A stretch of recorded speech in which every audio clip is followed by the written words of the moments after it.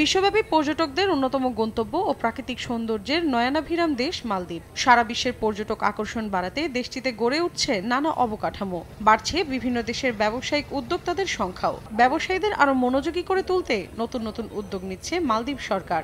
এমনই একটি উদ্যোগের অংশ হিসেবে হোটেল এশিয়ায় আয়োজিত হলো আন্তর্জাতিক খাদ্যপণ্যের প্রদর্শনী ও রন্ধন শিল্পের প্রতিযোগিতা। এতে অংশ নেয় স্থানীয় ব্যবসা প্রতিষ্ঠান সহ ৪৫টি দেশের ৩৫০টি কোম্পানি।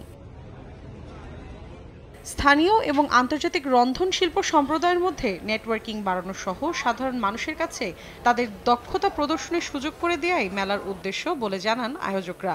দেশটিতে বসবাসরত প্রবাসীরা বলছেন, মালদ্বীপ সরকার বিদেশি ব্যবসায়ী এবং বিনিয়োগকারীদের আকৃষ্ট করতে নানা পরিকল্পনা নিয়ে সামনে আগাচ্ছেন। মালদ্বীপে আয়োজিত আন্তর্জাতিক এই মেলায় বাংলাদেশি পণ্যের সমারোহ থাকলেও কোনো স্টল না পাওয়ার আক্ষেপ জানান প্রবাসী ব্যবসায়ীরা। সময় সংবাদ, মালদ্বীপ।